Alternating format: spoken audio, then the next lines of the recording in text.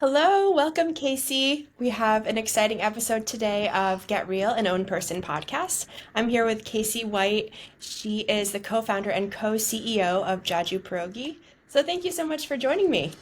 Thanks for having me. I appreciate it.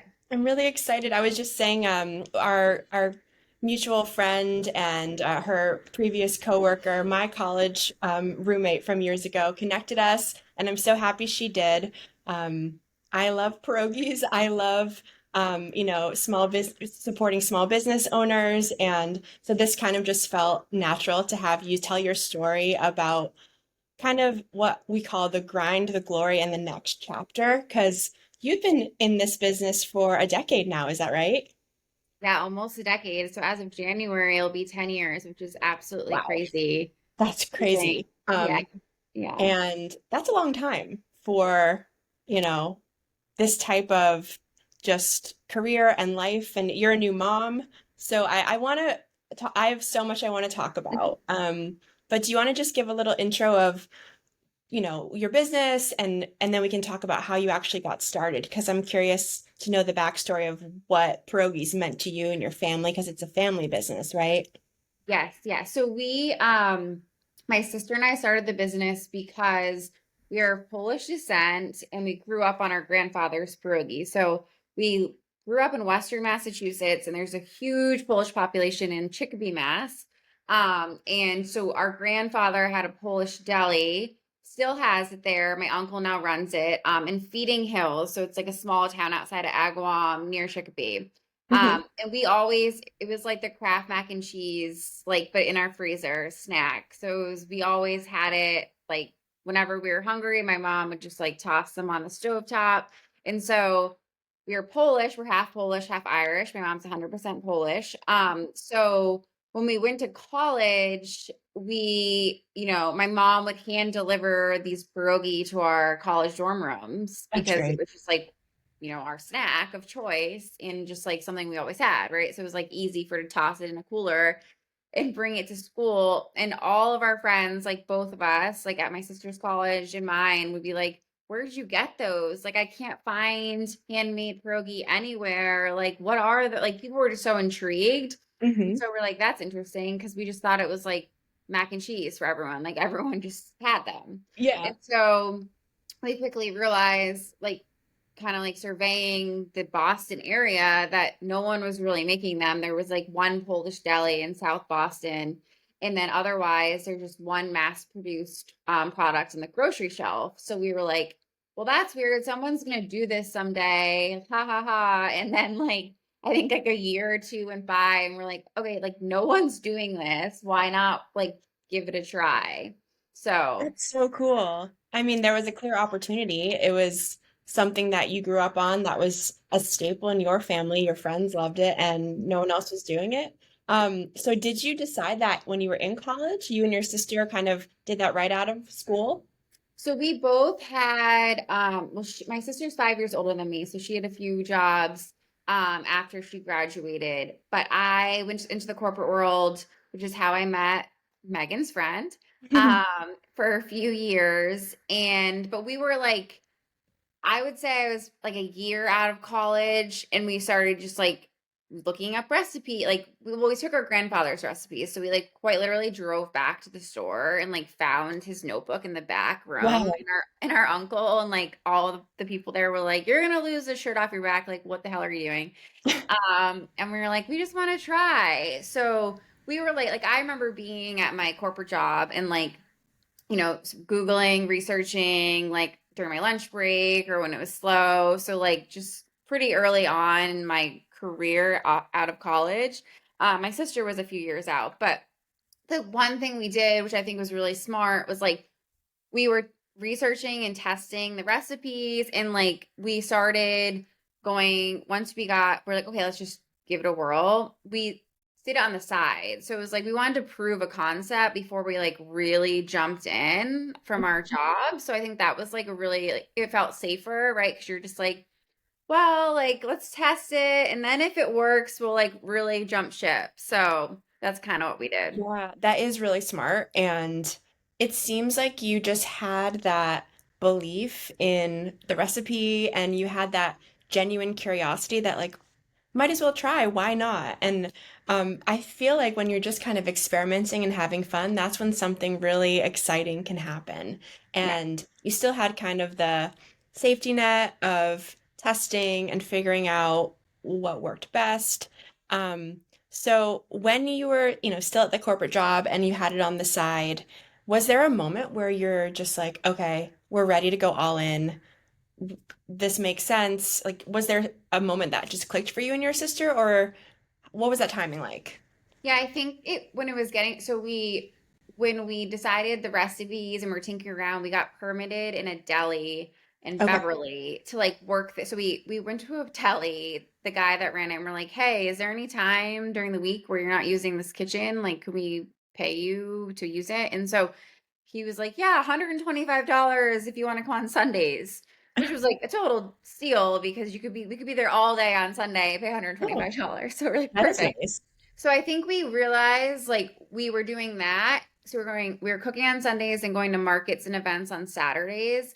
And then like we found ourselves like, okay, we're really selling out every single time we go to something on a Saturday. Okay, now we had to cook on Wednesday nights. And so we were like adding more shifts. Mm-hmm. So it got to, and it was, so Christmas is a huge time for pierogi. Like that's when people are Googling, searching, even if you're not Polish, like it's just like a big thing. And it's traditionally Polish, like time of year to eat pierogi and make pierogi with your family. And so Mm-hmm. I remember like, I think it was 2017, like December 2017. So we're about like a year and a few months into it. And we were just like, oh my God, we need like 4 more hours this week and that and this night and this morning. Like, and we were just filling this one chest freezer and it was like overflowing. And so we're just like, screw it. Like, let's like clearly people want this.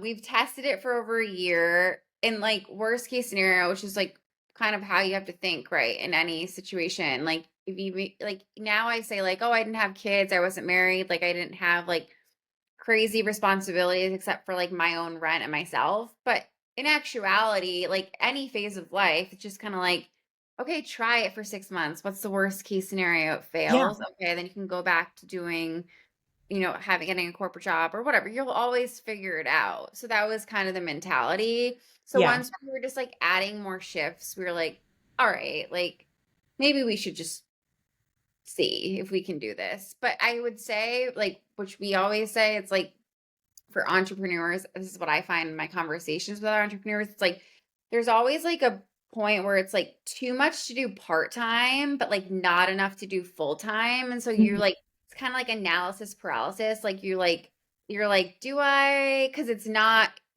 stable enough for you to feel comfortable, but that's like what entrepreneurship is, right? Yeah. So it kind of got to that point where it's like too much to do part time, but like, okay, we'll figure out how to make this more of a full time job because we'll get more business. So that's Right. kind of how it ended up that way. Very interesting, and that makes sense. So it seems like, you're kind of mentioning that in entrepreneurship, it never quite feels comfortable. And in those early days, you were kind of like, it was more of a grind, right? And you were still in the experimentation phase of making sure that people actually were receiving it well.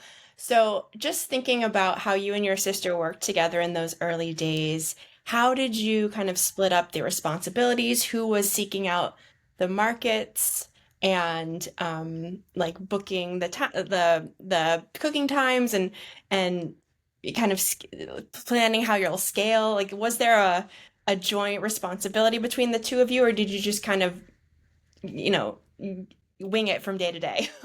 I think like so in the beginning, I think it's hard in the beginning when you have a co-founder because Mhm. you don't really know. I mean, even though she's my sister, right? We've never worked together. We weren't even close before this business. So it's so Really? funny because people are like, So it how brought the you together in a like, way? you guys, what? Like no one saw that coming. So, Because we're polar opposites, which is why it's worked so long, right? Because we are okay. naturally different things, but we didn't really make that connection initially. Like, oh yeah, like you're good at X. Because I was like 24. I didn't know what I was really good at. And so I think like initially it's hard because there's a lot of gray area, right? Because you're both like super excited, super like in it, super scrappy. So you're like, an email comes through and you're like, well, I want to answer. Like there's like, it's not organized, like divide and conquer. It's just like we're Yeah. all doing it. Hmm. But I would say like after the first few years, because we were producing ourselves also. So like we were really in the thick of it, like Yeah. producing the pierogi, boiling the pierogi, and then at night, like on our computer. So it was just kind of like, okay, like you answer this, I do this. But then after, yeah, some time, you just like naturally like, okay, I'm more of an ops person. I'm very analytical. I like numbers. Like Okay. my sisters, like I don't want to sit in Excel for 44 seconds, like please. Right. And I'm so like she that. yeah, yeah. And she's like very, because yeah, you're in marketing. And so like she's Yes. very creative. And like we're both outgoing, so we both were selling because we felt like it was important to like both be out there. That's Um, good. yeah, so like we can split that role pretty well, but as time has passed, because like we get larger, it's like, okay, you kind of man like the sales and marketing piece, and I do like business operations, finance, everything else, HR, anything else that isn't Okay. just like selling into accounts, and marketing is kind of what I do. But like it took a little bit of time because we're both like super excited, super committed, super like we got to make this work. So we would Hmm. do everything. Yeah. Well, that's great that it worked out so well that you could kind of balance each other out, even though you were not even close initially. But it seems like it brought you together in a very interesting and exciting way. Um, and you were saying that, you know, at this stage in your life now, it's different than when you started and you kind of just had the flexibility to try things. But were there sacrifices that the two of you made, and did you feel pressure as you, because, I'm sure that her side of it, the sales and marketing piece, well, you're both kind of doing sales, but more of the creative marketing evolved from just getting into markets to, your larger brand. And I'm sure you, got more and more organized with your operations as you saw success. So when did you feel like you had to make some sacrifices in your personal life and maybe felt a little pressure?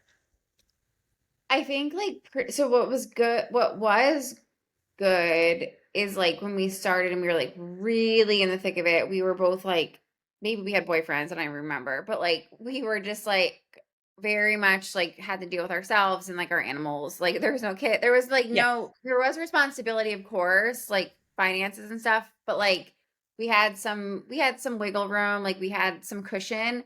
And so, but like, yeah, I mean, immediately, right? We're producing the pierogi. So it's like we're working 7 days a week. And like our business for the most part in the beginning, right? Because we were all like getting the brand recognition and name out there, was events and farmers markets. So it was like you would produce Monday to Friday and then you'd be at events like all weekend long. So it was like nonstop. So Yeah. like, yeah, if we were in relationships, they weren't going too well because we just didn't have time for anything else. And we were like so in it.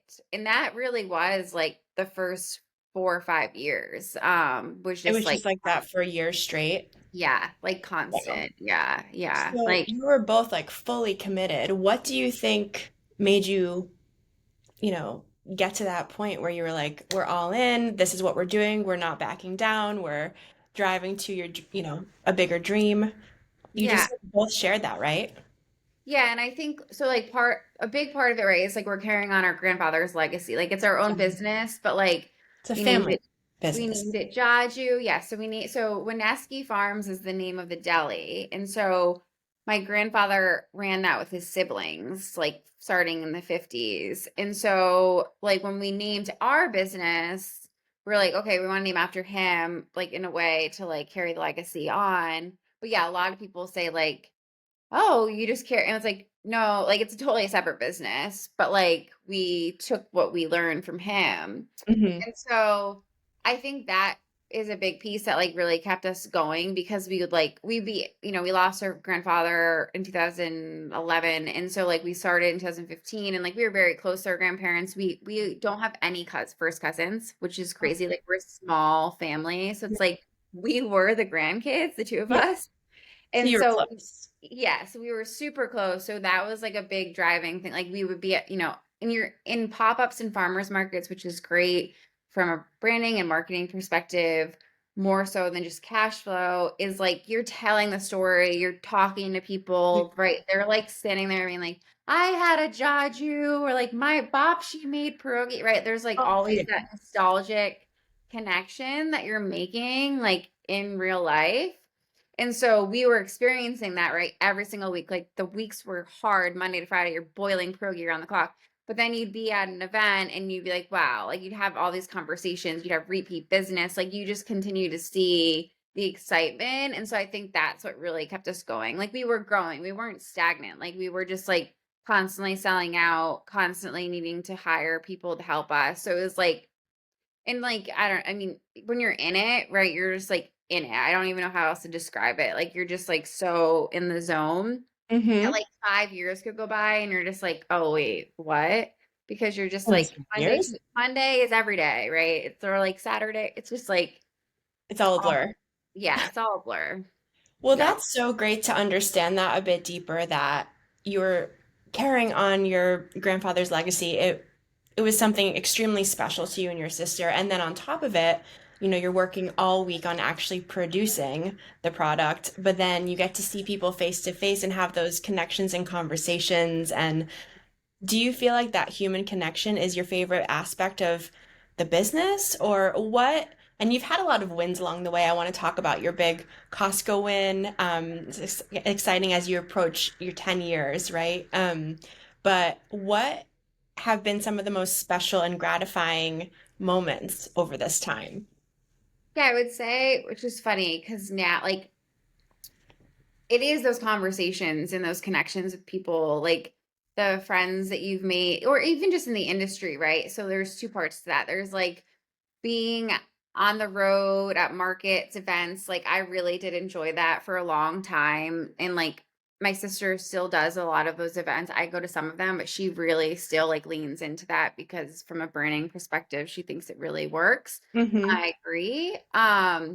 But yeah, I think like that part really helped kept me going. And also like in our industry, like everyone is really willing to help one another. Like there's never like a competition. It's like, wait, what, how did you, where did you buy your freezer? Or like, how did you figure out sales tax? Like there's just people, the network is just like constantly trying to help one That's another. great. And so I think that's like a really huge part of it too, especially like as we phased out of just being like the pop-up farmers market brands, like then like strategically like, okay, how do we grow and scale this thing? And so I've really enjoyed like learning what I'm good at and then like seeing that on from like a higher like bird's eye view down, like okay, how do we like really grow this, or how do we cut costs, and like where do we manufacture, like all those like Mm-hmm. big business things like really excite me. And so it's Okay. been fun to be like the one boiling the pierogi and then also now the one that's like,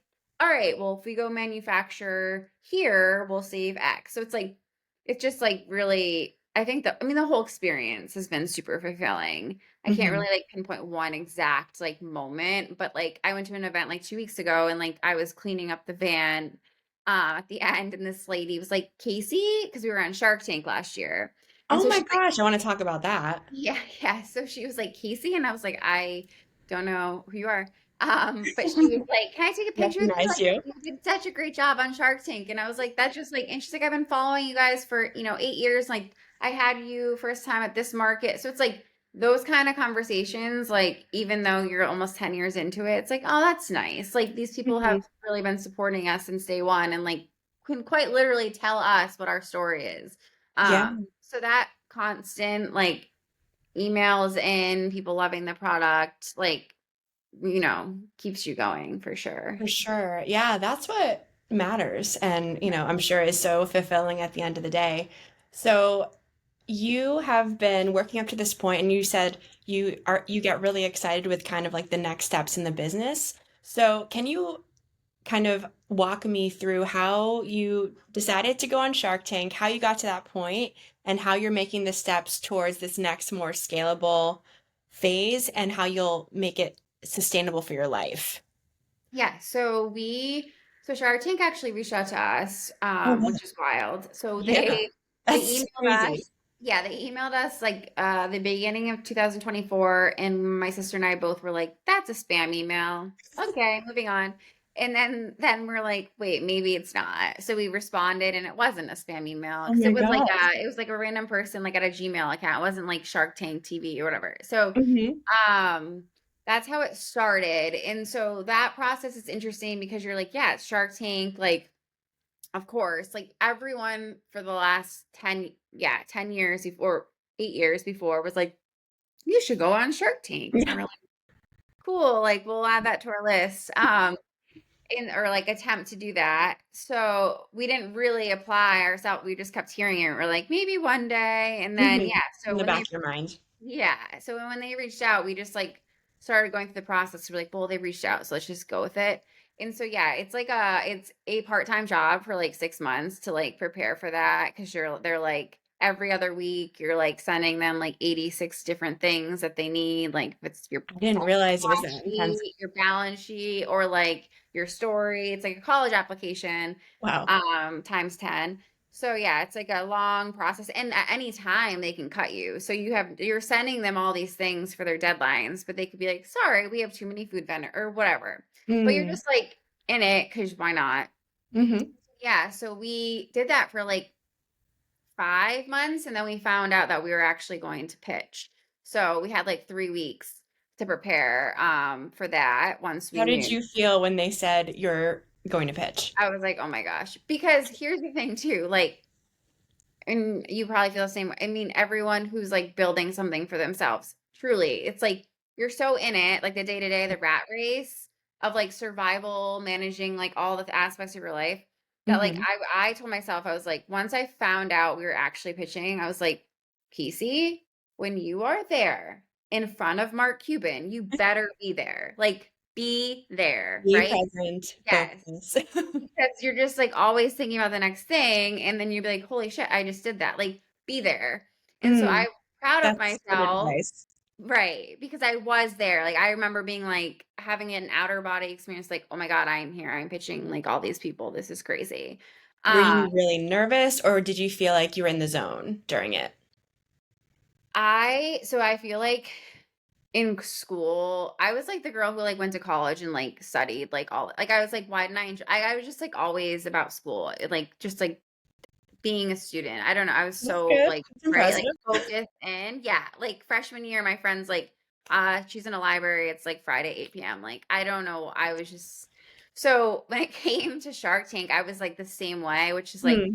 not necessarily a great thing because I was like over studying my business. So Mm. we were like sitting in the room waiting to pitch, and I was like, our revenue last year was, and I'm like, Casey, like this is not like a textbook. Like you know what you know, but you're like over studying and over Mm. preparing.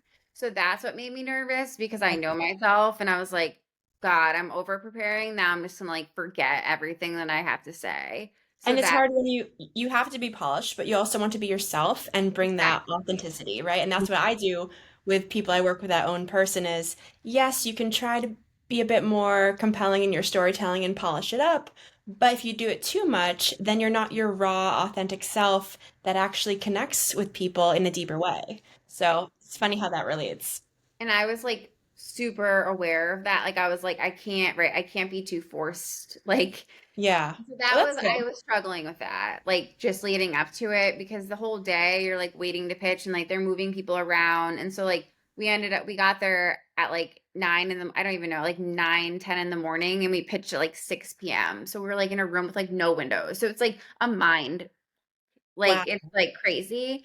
And It'd so be like just deep breathing for hours. yeah, yeah. So when we finally pitched, like we were definitely both nervous, but I think we were ready to like yeah, turn on our like You're our ready. actual personalities, like we knew our stuff.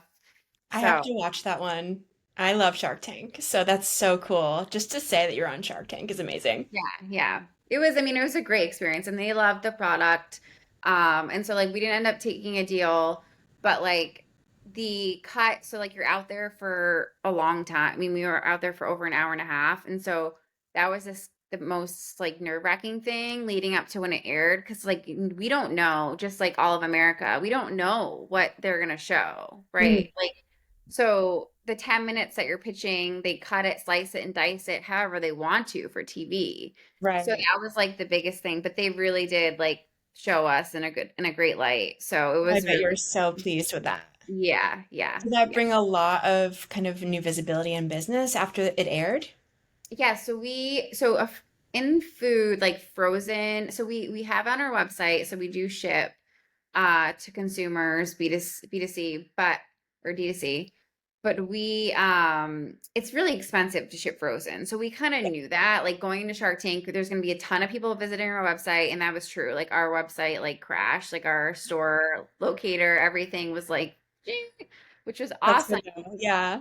Yeah, but like we knew that we might get a lot of people reaching out being like, I want to try your product, but it's too expensive because like shipping it is expensive. And so the great thing is, which is like every company that goes on Shark Tank, right? You can't really time perfectly when they're going to reach out to you or when you're going to get your chance, right? But we luckily have national distribution by the time we were on there. So we were just like very good and very quick to be like, waiting on our email, after that weekend and being like, I know it's expensive. Where do you live? Oh, you live here? Okay, go to Whole Foods, like, or go to Sprouts. Okay. We were quick That's to be great. like, yeah, like, okay, there's a store 3 miles down the street. You should go there to try it versus paying for shipping. Like, we get it. So there That's was great a that you lot have that of distribution available. yes, yes. If you didn't, then yeah, we would definitely like lean into the website because we want people to try it, right? We really use our D2C on our website as like a more of a marketing play, right? It's like not we don't make a bunch of money off of our online business, but it's a way for someone in, rural Kansas to try our product and maybe go to a store. So, Got yeah. it. So are you going to lean into the shipping more in this next phase or just more distribution? Because you had mentioned that you're now going to be in Costco, right? So if you're more visible in stores, will you kind of not need to ship as much? What are your plans with that strategy?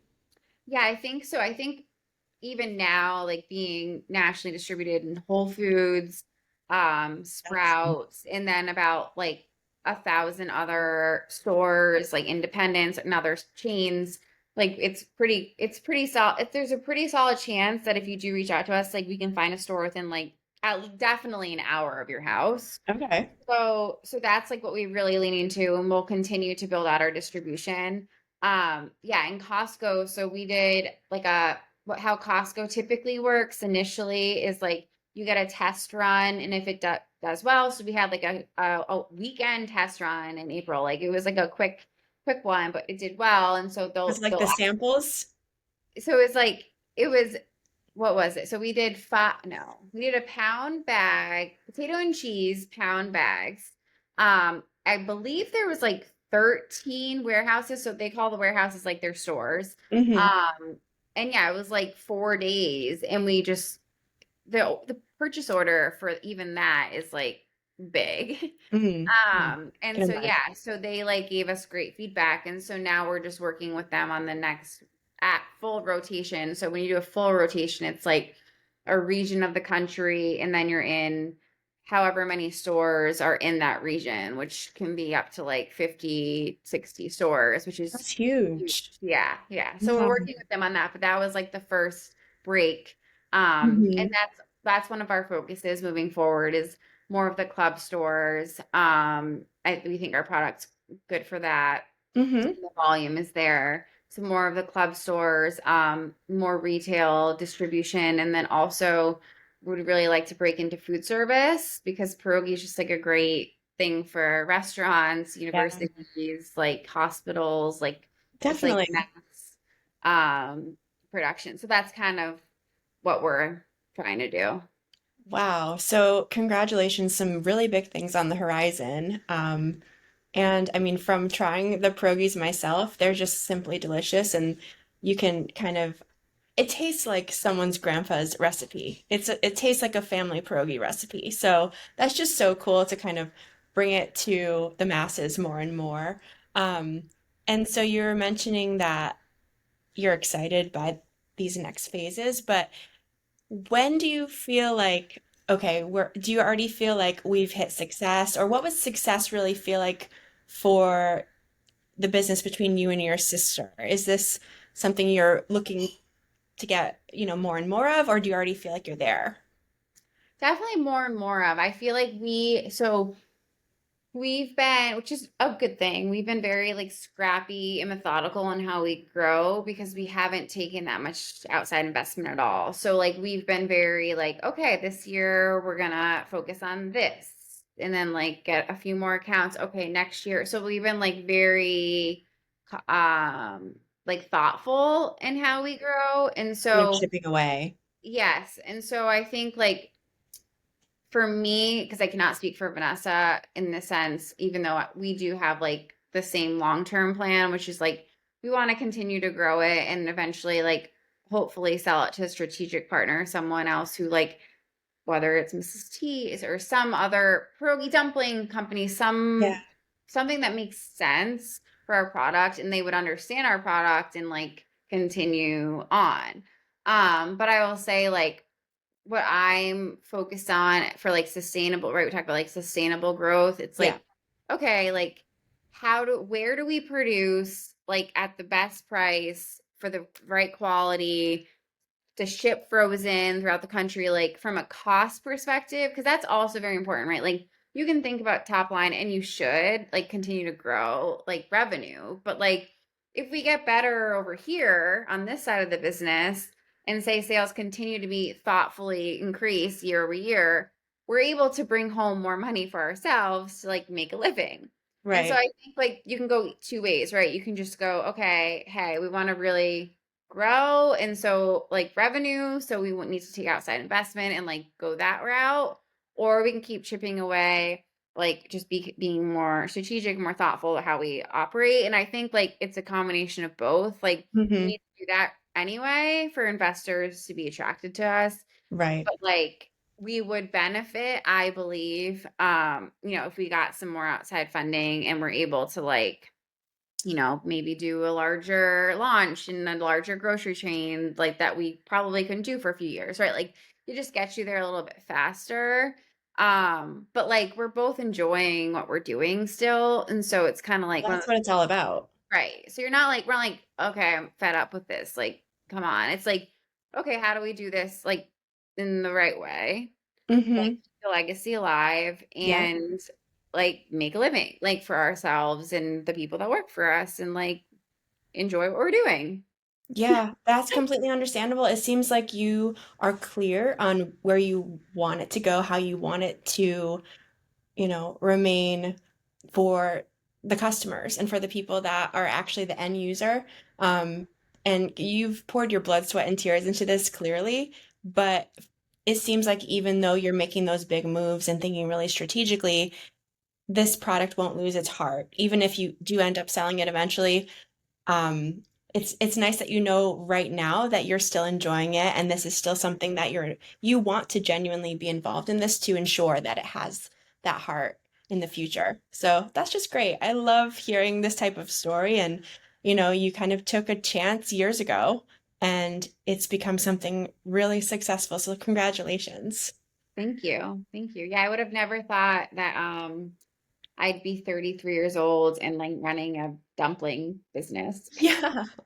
As a child, like Yeah. what did you want to be when you grew up? Is this something that ever crossed your mind having like a food being in the food space? I will say that which is so funny that I was like this, but I guess it's like kind of my personality is like I always wanted to. I think it was like it was more like a restaurant because I just knew that like 90% of them failed. Like I was like, what's the hardest thing to do? Like I want to like overcome that, even though it's like, yeah, even though this morning I was listening to How I Built This, which is like one of my favorite podcasts. Oh, I Um, listened to that too. Yeah. and I think it was like, oh God, it's like I forget his name, but he's a guy in the laundry business, and he was like, what's the least worst idea, right? Like it already exists, but like I always want to like get into an industry that like has no branding. Like he like right was like where's the margin at? Where's all these things? Like very much like just a business entrepreneur guy. Or for Hmm. me, I was like, yeah, I want to go into food because I heard it like is brutal. But like But just you because believed in oh, yourself enough, it seems like you knew you could do it. You could lock in like you've done since college right, and right, figure right, it out. And you had the passion and the commitment with your sister to do it. So it seems like you, even though you knew it was brutal and it would be a lot of work, you knew you could do it, right? right, right, exactly. And like, right, the component for the pierogi was like more intriguing in the sense that, right, it's like the legacy, the Yeah. family, like also ignorance is bliss at all times of figuring out or starting a business, right? Like what I know and what it took, right? Like would I do it all over again if I knew that starting? I don't know. Like I don't know. Interesting. Um, but like once you're in it and like now, right, I've figured a lot of things out. So even if we don't grow to X size that we're planning on, I am so much more confident and could skip like 87 steps, right? If I were to ever do this Yes. again. And that's Yep. like anything, right? You do. So it's like, it's never like a waste of time or anything because it's just like, wow, I've now learned the CPG, consumer packaged goods industry and how it works. And so hmm that's Yeah, valuable. that is just invaluable. Right. And this, no matter how it went, this was your journey. This, you and your sister embarked on something and it evolved in a certain way. And you've learned so much from that. And it's shaped who you are, what you'll bring to future endeavors, and what you bring to your daily life. So, Right. that's really great. I love hearing stories like this, as I said. And yeah, I think that's all the questions I had, but it was so good to chat and learn more about your journey. And again, I'm gonna check out that Shark Tank episode because I would love to see it. But It's thank you so much. entertaining. It's pretty What's entertaining. that? I said that episode is pretty entertaining where my sister is in a pierogi costume. So Okay, that's amazing. yeah, yeah. So it's pretty funny. But yeah, thank you for having me on. I appreciate it. Yeah, it was great to chat. All right, thanks. Take care. Bye. Bye.